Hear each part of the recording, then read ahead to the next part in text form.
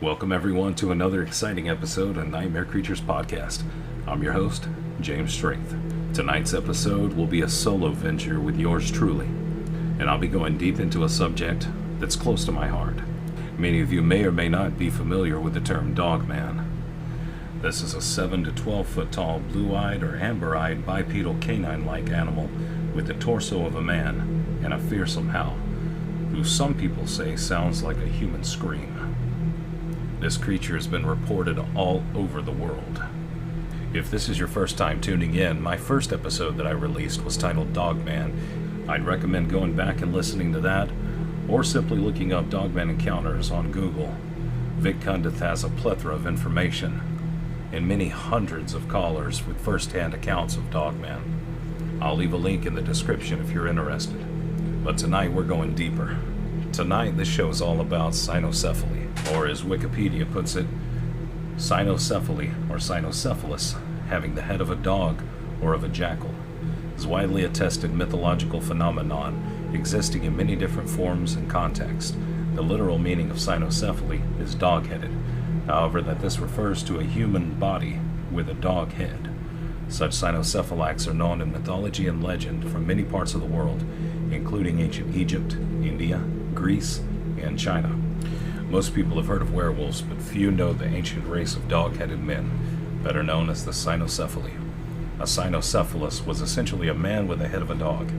They could understand language but had no ability to speak. Though they are sometimes depicted in artwork as being civilized, they were by all reports savage beasts who lived to hunt and to kill. While this may sound like just any other mythological creature, there are very good reasons to believe that the Cynocephaly may have actually existed. Above all of them, these dog-headed men were described in reports by famous explorers such as Christopher Columbus and Marco Polo. Around 400 BC, the Greek physician Ctesias wrote the following passage. Now, this was translated to English from Greek, describing the tribes of Cynocephalus. They speak no language, but bark like dogs, and in this manner make themselves understood by each other. Their teeth are larger than those of dogs, their nails like those of these animals, but longer and rounder. They inhabit the mountains as far as the river Indus. Their complexion is swarthy. They are extremely just, like the rest of the Indians with whom they associate. They understand the Indian language but are unable to converse, only barking or making signs with their hands and fingers by way of reply. They live on raw meat. They number about 120,000. The Cynocephali, living on the mountains, do not practice any trade, but live by hunting. When they have killed an animal, they roast it in the sun. They also rear numbers of sheep, goats, and asses, drinking the milk of the sheep and whey made from it.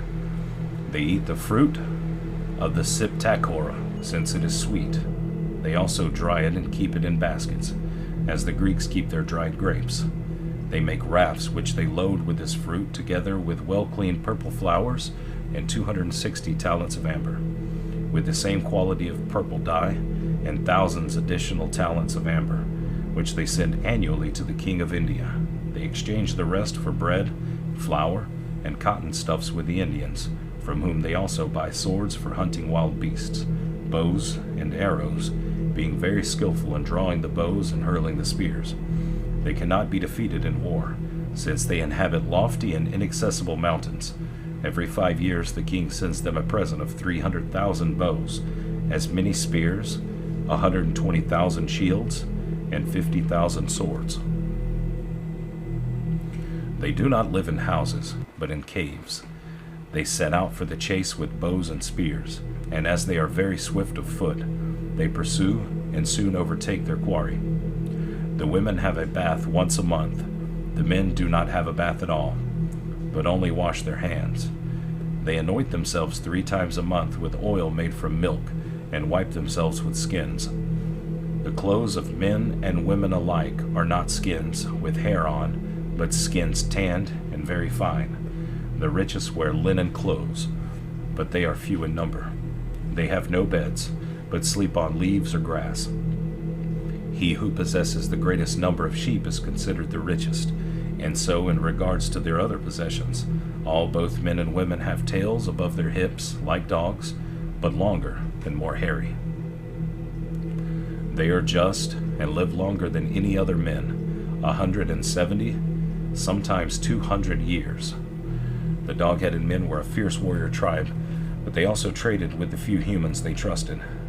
They were reported to live primarily in India and northern Africa, but were seen in many places in between. The most famous Cynocephalus is Christianity's Saint Christopher, who was described in several texts as having the body of a man, but the head of a dog. Not only that, but originally, the future saint was said to have been a wild and fierce warrior. Not only was this creature a very large man with the head of a dog, but he came from a warrior tribe of dog-headed men who looked similar to him. According to Christian mythology, he eventually met Jesus Christ and learned the error of his former ways. He repented and became baptized and eventually received sainthood and the gift of a human appearance.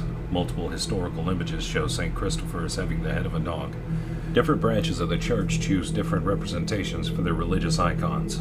A German bishop, Walter of Speyer, paints St. Christopher as a dog-headed man feasting on human flesh until he meets Christ.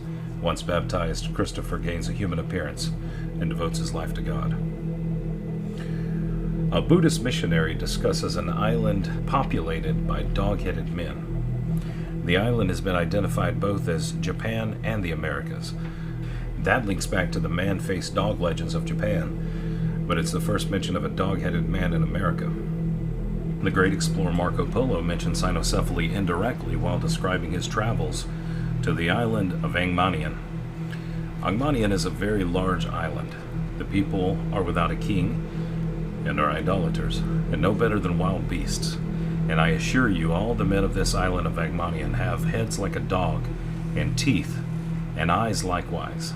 In fact, in the face, they are all just like big mastiff dogs. They have a quality of spices, but they are a most cruel generation, and eat everybody that they can catch, if not of their own race. So let's turn our attention now to ancient Egypt. I feel Anubis deserves his own section. He is often a maligned god of the dead in ancient Egypt. Far from being a terrifying deity, he was a protector of tombs, the patron god of embalmers, and the guide for souls coming into the afterlife. Some believe his form as a jackal came as a response to the description of shallow graves by opportunistic jackals searching for food. He was originally the god of the dead in the Old Kingdom. That role passed to Osiris in the Middle Kingdom. The Greeks and Romans even associated him with Cerberus in the underworld. In early descriptions, Anubis takes the form of a black wolf. His color represents the color corpses turn during mummification. He became a wolf-headed man during the Middle Kingdom, given the proliferation of wall paintings and the crossover of religions between Egypt and Greece. In the medieval West, we have Paul the Deacon. He mentions Cynocephaly in his Historia Gentis Langobardorum. They pretend that they have in their camps Cynocephaly, that is, men with dogs' heads. They spread the rumor amongst the enemy that these men wage war obstinately, drink human blood, and quaff their own gore if they cannot reach the foe. At the court of Charlemagne, the Norse were given this attribution, implying unchristians and less than human qualities. "I am greatly saddened," said the king of the Franks, "that I have not been thou worthy to let my Christian hands sport with these dog heads." In the 9th century, Frankish theologian Rotmanus wrote a letter, the Epistola de Cynocephalis, on whether the Cynocephali should be considered human, because he thought they were. If human, a Christian's duty would be to preach the Gospels to them. If animals, and thus without souls, such would be pointless. Quoting St. Jerome, Thomas of Cantipré corroborated the existence of Cynocephaly in his Liber de Monstorius Hominis Orientis, Book of Monstrous Men of the Orient. The 13th century encyclopedist Vincent of Mevis acquainted his patron saint Louis IX of France with an animal with the head of a dog, but with all other members of human appearance, though he behaves like a man, and when peaceful, he is tender like a man. When furious, he becomes cruel and retaliates on humankind. Giovanni de Pain del Carpine writes of the armies of Ogedi Khan who encounter a race of dogheads who live on the northern ocean. Also in the voyages and travels of Sir John Mandeville, dog-headed men are described as inhabiting the island of Nakumera, the Nicobar Islands.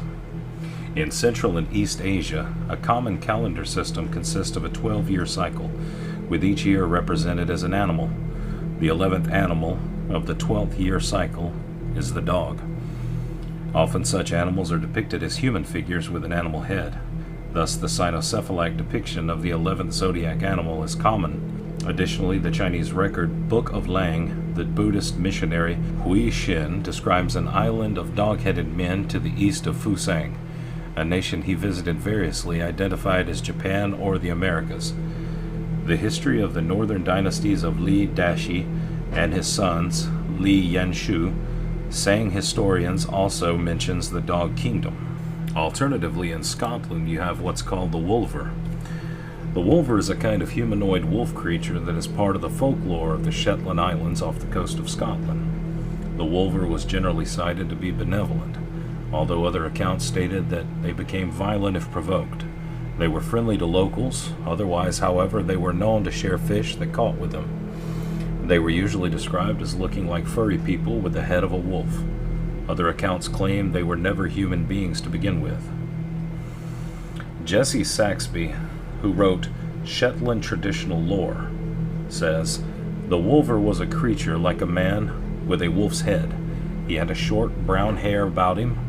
His home was a cave dug out of the side of a step known halfway up a hill. He didn't molest folk if folk didn't molest him. He was fond of catching and eating fish, and had a small rock in the deep water which is known to this day as the Wolver's Stain. There he would set fishing silks and piltocks for hours and hours. He was reported to have frequently left a few fish on the windowsill of some poor body." Having given you a brief history of cynocephaly, I'd like to bring your attention to some other interesting information that I've come across. Many years ago, there was a creature known as the Borophagini, which loosely translated means bone-crushing or eating, or hyena-like dogs. They roamed North America from early to late Miocene period. Of the Borophagini, the largest by far were the Epicean. Epicean were much larger than Canis lupus or Canis dirus. Gray wolves are the dire wolves. The largest known specimens, when living, were estimated to weigh 380 to 500 pounds. That was a quarter of a ton. A study was conducted in all of the specimens of Borophagini and Hesperocyanines that were analyzed. Their elbow joints did not converge down into a single morphotype. This family of large canids had retained the ability to supinate their forelimbs, meaning that they could manipulate their forelimbs and turn or rotate the bottom of their paws to face upward, away from their body. This family of large canines was showing very specific specialization and diversification in their evolutionary development. The ability of forelimb supination has been what you would call an evolutionary precursor, at least to the development or evolutionary alterations that enables an animal to grasp and or manipulate an object in their environment with great dexterity and precision. And that has led some animals to not be exclusively quadrupedal and begin transitioning towards being able to move bipedally as well. Epicean lived around 15 million years ago, so if the diversification continued for 15 million years, then that creature could very easily have evolved into what is now called the Dogman. Now, we've gone through a plethora of history and eyewitness accounts of great historical leaders and historians who claim to have seen creatures with human bodies and dog heads. Now, this leads me to believe that those creatures did exist. I want to be frank here for a moment. I don't believe these people are lying.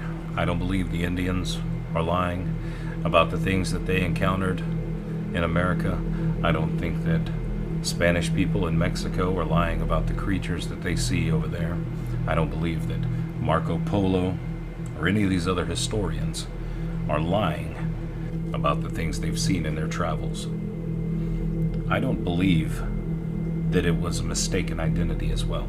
You know when you're looking at a person. There are tribes in other countries who stretch their lips with clay discs, who file their teeth down in order to resemble more like an alligator. If I'm sailing in a ship and I come upon an island and I see a tribe of Indians or Aborigines or Africans, I know what a human looks like, and I would describe what looked to be a human with a stretched lip or filed down teeth. I would not describe them as a body of a man and the head of a dog. This is absolutely absurd to think for a moment that all of these accounts throughout history are mistaken identity or lies. There have been literal hundreds of thousands of sightings of Dogman all over the world. I believe that these creatures exist. I believe that they carried on throughout history. With our evolution, our civilization grows and gets stronger, smarter. We industrialize. We began establishing buildings. To quote Counting Crows, we paved paradise and put up a parking lot. But in the face of all of this control that we attempt to place on this world, creatures like Dogman, Sasquatch, and Chupacabra prove that there is no control. We are not in control, and we never will be in control. These things still exist, and they will always exist. This world is still very much wild and chaotic, and maybe one day, I hope, we can learn to better understand it. And instead of fighting against it so much by clear-cutting forest and destroying natural habitats, we can learn to live in harmony with it and those beautiful creatures that are so mysterious to us. Thanks for listening to Nightmare Creatures Podcast. I'm your host, James Strength, and remember, there's no such things as fairy tales.